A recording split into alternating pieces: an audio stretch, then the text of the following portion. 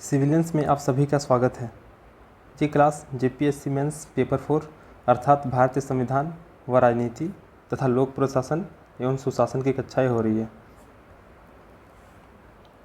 यह चौथा क्लास होगा, इससे पहले 3 क्लास हो चुका है। आज का क्वेश्चन है उन गैर संवैधानिक कारकों एवं संवैधानिक कारकों का वर्णन करें जो संघीय व्यवस्था को प्रतिकूल रूप से प्रभावित करती है। तो यहाँ पे 3 चीज़ आ गया, एक गैर संवैधानिक कारक, सेकंड संवैधानिक कारक और जो प्रतिकूल रूप से प्रभावित करता है। तो गैर संवैधानिक कारक यानी कि वैसे कारक या वैसे तत्व जिनका उल्लेख संविधान में नहीं होता है, यानी गैर संवैधानिक कारक वे सब हो जाएंगे जिनका उल्लेख संविधान में नहीं होता है, और संवैधानिक कारक यानी कि वे सब जिनका उल्लेख संविधान में होता है। तो आखिरकार ये दोनों यानी कि गैर संवैधानिक कारक और संवैधानिक कारक ये दोनों संघीय व्यवस्था को प्रतिकूल रूप से यानी कि नेगेटिव रूप से किस प्रकार से प्रभावित करता है। तो भारतीय संविधान ने भारत में संघीय व्यवस्था को मंजूरी दी है। संघीय व्यवस्था, तो संघीय व्यवस्था क्या है इसको देखते हैं। जैसे कि कोई भी एक देश ले लेते हैं जो कि भौगोलिक रूप से काफ़ी विशाल हो और वहाँ पे सामाजिक विविधता भी काफ़ी अधिक हो। जैसे कि भारत है, भारत में उत्तर साइड में, भारत के पूर्वी साइड में और भारत के दक्षिणी साइड में बहुत सारी भिन्नता आपको नजर आएंगी। तो कोई एक ऐसा देश जो कि भौगोलिक रूप से काफ़ी बड़ा हो और वो उसमें बहुत ज़्यादा सामाजिक विविधता भी हो, तो इस प्रकार के देश में केंद्र से शासन चलाना संभव नहीं होता है, जिसकी वजह से शक्तियों का बंटवारा किया जाता है। तो उसी को क्या बोलते हैं हम लोग, संघीय शासन व्यवस्था, संघात्मक शासन व्यवस्था या फिर संघीय व्यवस्था बोलते हैं। तो जैसे कि पिछली क्लास में हम लोग पढ़े थे कि भारतीय संविधान ने भारत में संघीय व्यवस्था को मंजूरी दी है, क्योंकि भारत क्या काफ़ी बड़ा है और यहाँ पे सामाजिक विभिन्नता भी काफ़ी अधिक देखने को मिलती है, जिसकी वजह से संघीय व्यवस्था को यहाँ पे मंजूरी दिया गया है। यानी कि केंद्र सरकार अलग होंगे और राज्य सरकार अलग होंगे और दोनों अलग होकर काम करेंगे। तो भारतीय संविधान ने भारत में संघीय व्यवस्था को मंजूरी दी है।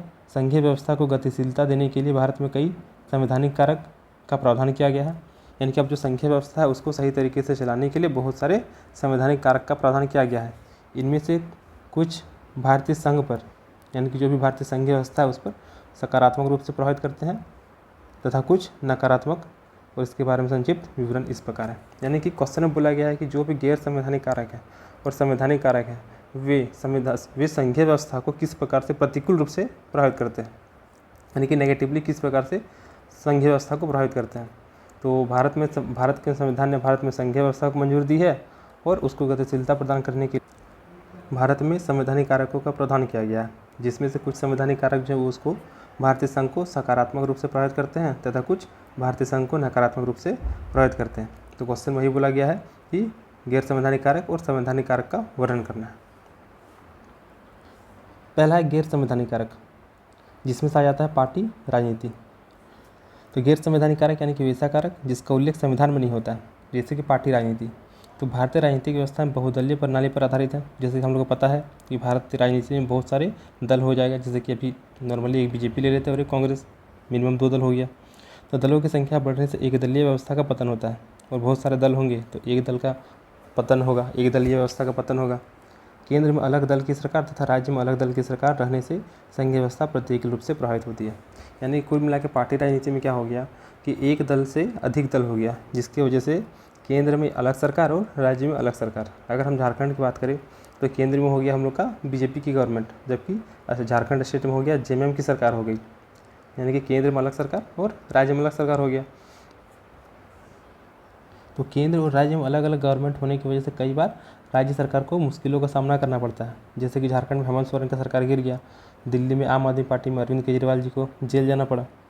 तो कहीं ना कहीं यहाँ पे केंद्र सरकार का हाथ बताया जा रहा है।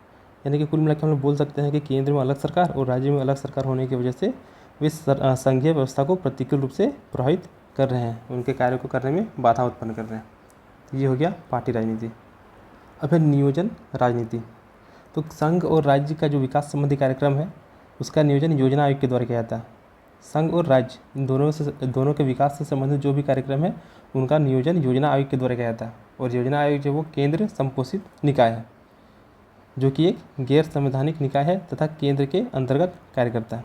तो सिंपल सी बात है कि अगर संघ और राज्य के विकास से संबंधित कार्यक्रमों का नियोजन योजना आयोग कर रहा है और योजना आयोग जो है वो गैर संवैधानिक निकाय है और केंद्र के अंतर्गत कार्य करती है, तो इसका झुकाव केंद्र के प्रति ज़्यादा होगा, और अगर केंद्र के प्रति इसका झुकाव ज़्यादा होगा तो कहीं ना कहीं राज्य को ये प्रतिकूल रूप से प्रभावित करेगा।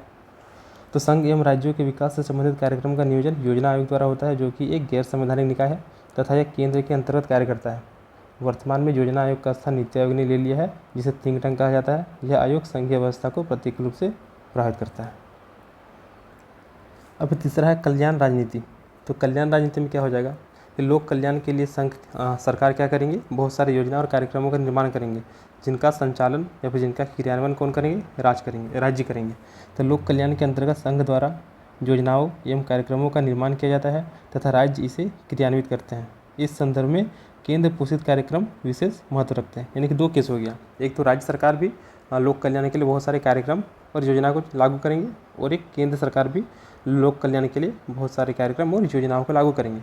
लेकिन जो केंद्र सरकार के द्वारा जो भी योजना होते हैं या फिर जो भी कार्यक्रम होते हैं, वे राज्य की तुलना में विशेष अधिक महत्व रखते हैं।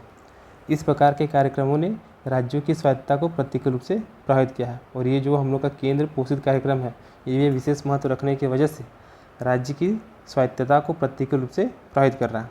राष्ट्रीय विकास परिषद ने 9वीं पंचवर्षीय योजना में वैसे केंद्र पोषित कार्यक्रम जो एक राज्य से संबंधित है को कोष के साथ संबंध राज्य को हस्तांतरित करने की सलाह दी है। तो कल्याण राजनीति में कुल मिला के केंद्र का जो भी कार्यक्रम या फिर जो भी योजना है उसको अधिक विशेष महत्व दिया गया। अब कोई भी दो चीज़ में अगर एक चीज़ को विशेष महत्व दिया जाता है तो सिंपल सा बात है कि दूसरा चीज़ जो होगा वो प्रतिकूल रूप से प्रभावित होगा ही होगा। फिर आता है मंदी एवं युद्ध राजनीति। तो युद्ध के दौरान एवं मंदी के दौरान संघ सरकार के कई ऐसे प्रयास होते हैं जो गैर संवैधानिक होते हैं तथा जो राज्यों की स्थिति को प्रतिकूल रूप से प्रभावित करते हैं। युद्ध एवं मंदी संकट की स्थिति है तथा इसे समाप्त करने का दायित्व संघ के ऊपर है। इसमें राज्यों की स्थिति नहीं के बराबर है। तो जब कभी भी मंदी आ जाए या फिर युद्ध हो जाए तो उस स्थिति में केंद्र सरकार द्वारा बहुत सारे ऐसे निर्णय लिए जाते हैं जो कि गैर संवैधानिक होते हैं, और उसमें राज्य का रोल प्ले बहुत कम होता है, नगण्य के बराबर होता है। अगर राज्य का रोल प्ले नगण्य के बराबर है और वो डिसीजन जो भी लिया जा रहा है वो राज्य पर अगर अप्लाई किया जा रहा है तो सिंपल सा बात है कि वो राज्य के लिए अच्छा बात नहीं होगा, या फिर कहीं ना कहीं राज्य को वो नेगेटिवली प्रभावित करेगा। तो वही है कि मंदी एवं युद्ध के दौरान संघ सरकार कई ऐसे प्रयास करते हैं जो गैर संवैधानिक होते हैं और जो राज्यों की स्थिति को प्रतिकूल रूप से प्रभावित करते हैं। युद्ध एवं मंदी संकट की स्थिति है तथा इसे समाप्त करने का दायित्व संघ के ऊपर है। इसमें राज्यों की स्थिति नहीं के बराबर है।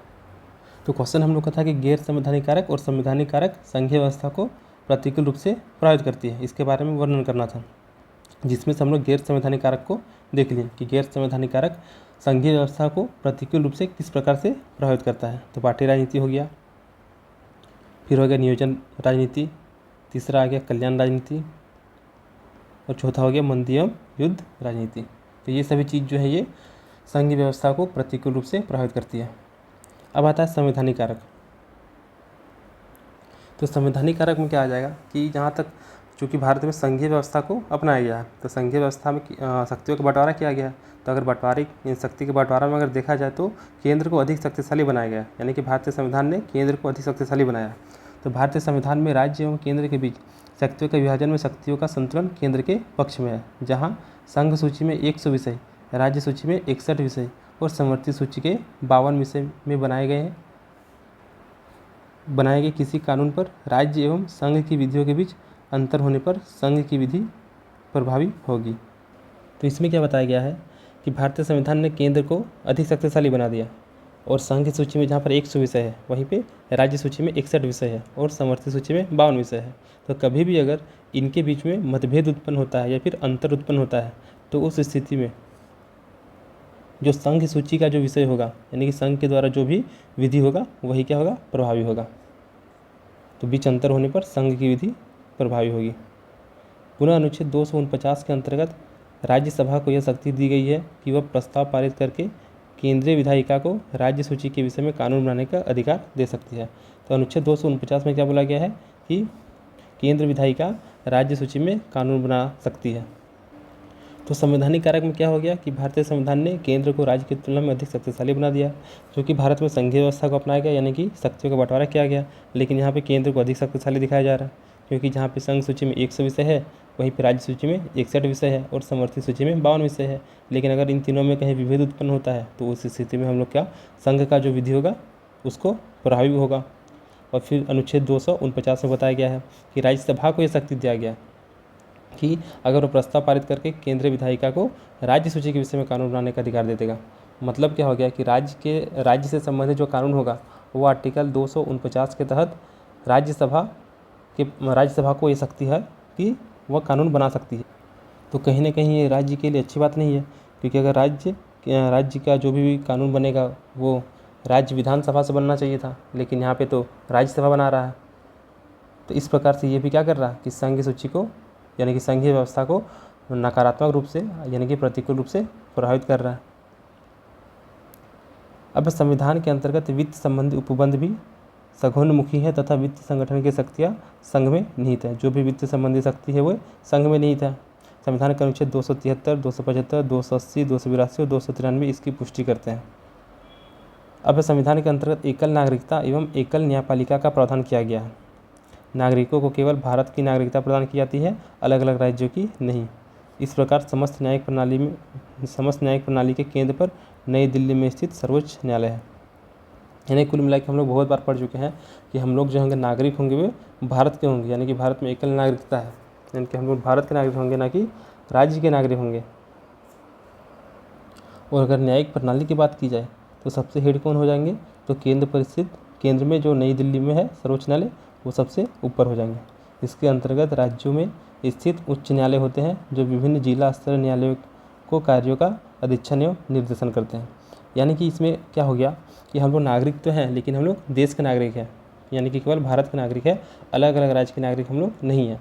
इसी प्रकार से जो न्यायिक प्रणाली है उसमें सबसे हेड कौन हो जाएंगे, सर्वोच्च न्यायालय होंगे। हालांकि राज्य में भी उच्च न्यायालय होते हैं जो कि जिला स्तरीय न्यायालय को कार्यों का अधीक्षण और निर्देशन करने का अधिकार रखते हैं। अब आता है कि संविधान संशोधन के बाद तो संविधान संशोधन की प्रक्रिया जो होती है वो केंद्र के द्वारा ही प्रारंभ किया जाता है। अगर कुछ अनुच्छेद को छोड़ दे तो संविधान के किसी भाग में संघीय विधायिका संशोधन करने के लिए सक्षम होती है। कुछ चीज़ें होती हैं, कुछ ऐसे संशोधन होते हैं जिनमें राज्य की सहमति भी आवश्यक होती है, लेकिन अधिकतम चीज़ों का संशोधन केंद्र स्वयं कर सकता है। तो यहाँ पे फिर से कहीं ना कहीं राज्य को कम शक्ति मिल रहा है। अगर राज्य को कम शक्ति मिल रहा है केंद्र की तुलना में, यानी कि ये भी क्या कर रहा है, संघीय व्यवस्था को प्रतिकूल रूप से प्रभावित कर रहा है। तो संविधान के संशोधन की प्रक्रिया केंद्र द्वारा ही प्रारंभ की जाती है एवं कुछ अनुच्छेदों को छोड़कर संविधान के किसी भाग में संशोधन के लिए संघीय विधायिका सक्षम है। फिर है राज्य का गठन, वर्तमान राज्यों की सीमा में परिवर्तन अथवा उसके उत्साधन यानी कि उसको नष्ट करना या ख़त्म कर देना की प्रक्रिया में संघ की भूमिका महत्वपूर्ण होती है। हम लोग पढ़े हैं कि अगर किसी भी राज्य का गठन करना है या फिर राज्य की सीमा में परिवर्तन करना है या फिर नाम में परिवर्तन करना है तो वो संसद करती है। यानी कि यहाँ पे राज्य का कोई रोल प्ले नहीं रहता है, यानी कि राज्य की तुलना में फिर से केंद्र को इस स्थिति में अधिक शक्ति प्रदान की गई है। इस कार्य हेतु केंद्र विधायिका में विधेयक प्रस्तुत करने से पहले संबंधित राज्य की विधायिका का मंतव्य जानना राष्ट्रपति की बाध्यता है, पर वह राज्य की विधायिका के मत मानने के लिए बाध्य नहीं है। यानी कि राज्य का नाम परिवर्तन कर रहे हैं, सीमा परिवर्तन कर रहे हैं, तो इसके लिए राज्य सरकार यानी कि राज्य की विधायिका क्या मत रखती हैं इनको राष्ट्रपति जानने के लिए बाध्य है। हालांकि राष्ट्रपति उसको मानेंगे या नहीं मानेंगे उनसे कोई फर्क नहीं पड़ता है। फिर आपातकालीन स्थिति में अनुच्छेद 352, 356 तथा 360 के अंतर्गत केंद्र सरकार को विशेष शक्तियाँ प्रदान की गई है। ये सभी कारक संघीय व्यवस्था को प्रतिकूल रूप से प्रभावित करती है। तो आपातकालीन स्थिति में अनुच्छेद 352, 356 और 360 यानी कि वित्त आपातकाल के अंतर्गत जो है उसमें केंद्र सरकार को राज्य सरकार की तुलना में विशेष शक्तियाँ प्रदान की गई है। और ये सभी चीज़ें जो हैं ये संवैधानिक कारक होते हुए भी संघीय व्यवस्था को प्रतिकूल रूप से प्रभावित करता है। तो क्वेश्चन था कि गैर संवैधानिक कारक और संवैधानिक कारक संघीय व्यवस्था को प्रतिकूल रूप से कैसे प्रभावित कर रहा है। तो हमने गैर संवैधानिक कारक को भी देख लिया कि जिनका उल्लेख संविधान में नहीं था, उसके बावजूद वे संघीय व्यवस्था को प्रतिकूल रूप से किस प्रकार से प्रभावित कर रहे थे, और ऐसे कारक जिनका उल्लेख संविधान में है वे भी प्रतिकूल रूप से संघीय व्यवस्था को किस प्रकार से प्रभावित कर रहे हैं। इसका PDF आपको टेलीग्राम चैनल पर मिल जाएगा, लिंक डिस्क्रिप्शन में दिया रहेगा, आप उसके थ्रू ऐड हो सकते हैं। तब तक के लिए धन्यवाद।